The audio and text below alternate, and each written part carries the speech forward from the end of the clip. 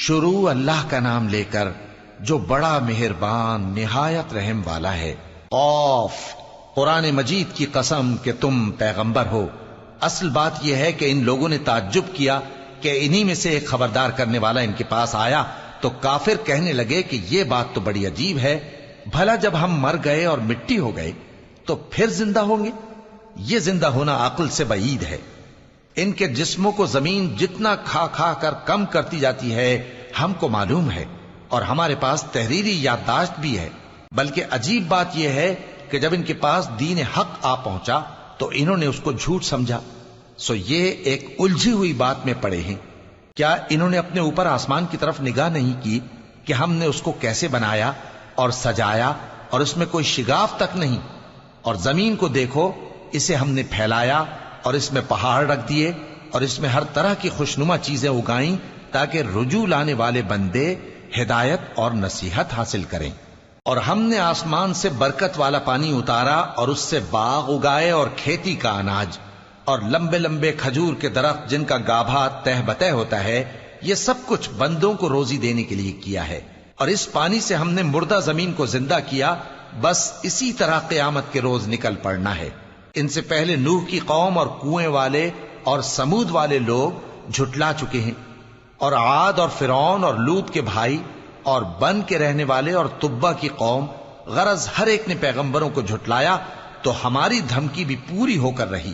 تو کیا ہم پہلی بار پیدا کر کے تھک گئے؟ نہیں، بلکہ یہ اثر نو پیدا کرنے کے بارے میں شک میں پڑے ہوئے ہیں۔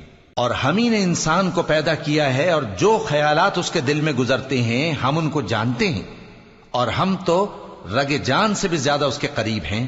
جب وہ کوئی کام کرتا ہے تو دو لکھنے والے جو دائیں بائیں بیٹھے ہیں لکھ لیتے ہیں۔ کوئی بات اس کی زبان پر نہیں آتی مگر ایک نگہبان اس کے پاس لکھ لینے کو تیار رہتا ہے۔ اور موت کی بے ہوشی حقیقت کھولنے کو طاری ہو گئی۔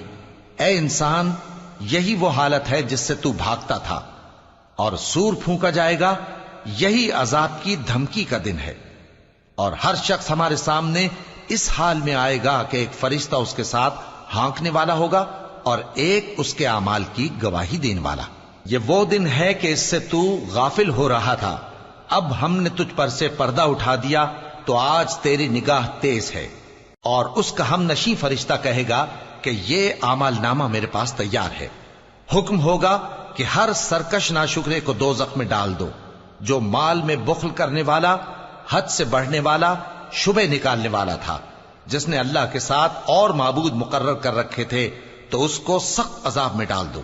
اس کا ساتھی شیطان کہے گا کہ اے ہمارے پروردگار، میں نے اس کو گمراہ نہیں کیا تھا بلکہ یہ آپ ہی رستے سے دور بھٹکا ہوا تھا۔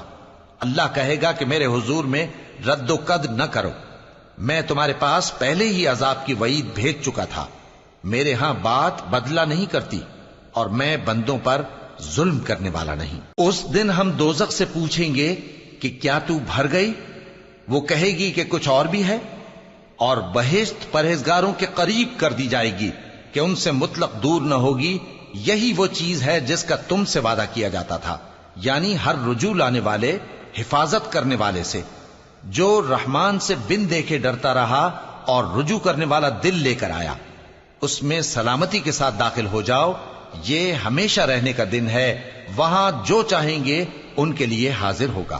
اور ہمارے ہاں اور بھی بہت کچھ ہے، اور ہم نے ان سے پہلے کئی امتیں ہلاک کر ڈالیں، وہ لوگ ان سے قوت میں کہیں بڑھ کر تھے۔